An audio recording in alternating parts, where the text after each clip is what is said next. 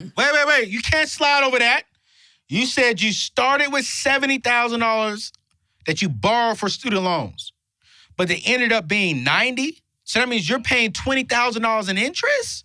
Between the credit cards and the student loans, that interest will get. That's why I was like, I have to do something because the interest will. I listened to Borrowed Future, and thankfully it came out at a time where I was losing motivation. I was kind of getting tired. I was tired of working so much. So I was like, hold on. Connor, Kevin, I need you to math for me. I need you to type in $20,000 times that by 30 years on just retirement. Her $20,000 in interest. Yeah, it's crazy. How much can she have at retirement just off of the interest alone? So using Chris Hogan's calculator, link will be in below. You spend $20,000 in interest. If you were to save that or invest that over a 30-year period from the time you were 20 to 50, you would make $376,747. So $376,747. So if she would invest it at $20,000, yeah, initial balance, her return would be nearly $375,000 at a 10% interest rate. That's at a 10% interest rate. That's at a 10%. For how long? For 30 years. For 30.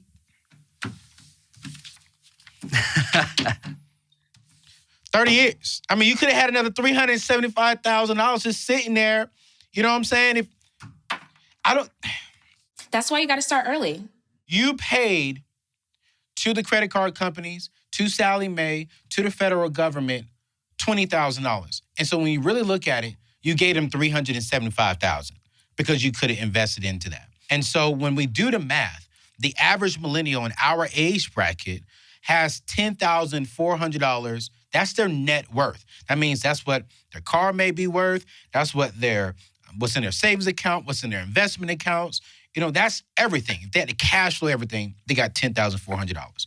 And so they talk about, number one, eliminating all debt, which that's what you're doing right now. Then, while you're boosting your income, set aside 3 months of expenses. You actually boosted your income while you were getting out of debt. So you went from $20,000 to $60,000.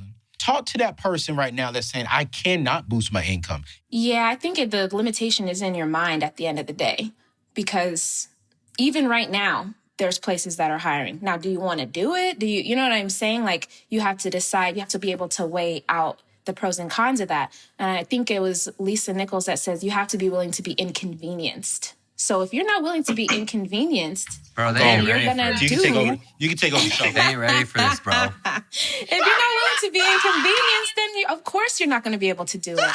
But guess what? You have to get uncomfortable.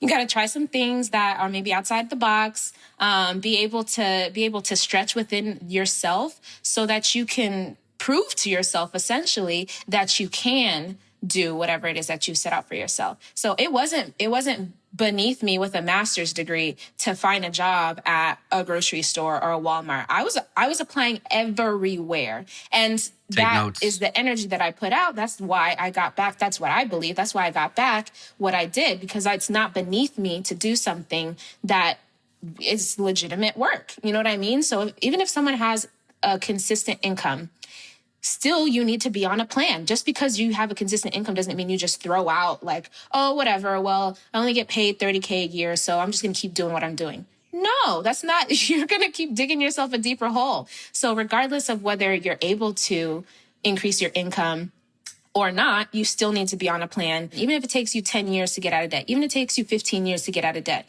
that's still 10, 15 years earlier than if it takes your whole lifetime and you die with that debt. It's less about money. I think people get caught up in the money stuff, and it's more about learning how to be disciplined, learning humility. So there's a lot of other aspects that people really find challenging to deal with their finances that have nothing to do with the math and the money itself. But it's possible. You're 27. You started this journey. You're about to be 30 here in the next few weeks. Why? Like, what was that deep reason to why you wanted to be debt-free? Let's just be real. I know some ladies, they wait for their king, their knight in shining armor to come and to save them and pay off their debt and build their house and to be that financial rock. I'm not saying that's not all ladies. Okay, ladies? That's not all of you. I'm just saying There are some. There are some young ladies out there who are not thinking this way. Why did Jacent change her money mindset and say, I want this now, at an age that the typical 20-year-old is not thinking like that? Yeah, I think that a lot of it has to do with being first generation. So I was born in Uganda, but grew up in the States. And when the older that you get, hopefully, the more you begin to get perspective around the sacrifices people made for you and the opportunities that you have that other people don't because of those sacrifices. And I think that really at the end of the day, it came down to honor and legacy. Both of my parents are not alive anymore. So I lost my mom when I was 5. I lost my dad when I was 24. And to honor their ability, their sacrifice, leaving their country of origin for me to have a different life. It would be disrespectful for me not to take it up a notch, to not live to the fullest, to not be, you know what I mean? Like the best person that I can. Makes me emotional, but it would be disrespectful. And so I have other people in my family, the younger people. I don't have, kids of my own, but it would be disgraceful to not be the role model for them to be able to have opportunities that I didn't have.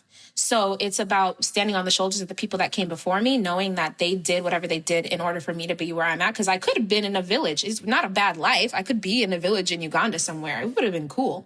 But they did what they did for me to be here. So I need to exhaust every trail, every path in order to be able to set the pace for those that are younger than me. So when I got my master's degree, I was like, I need my nieces to be able to see me walk across the stage.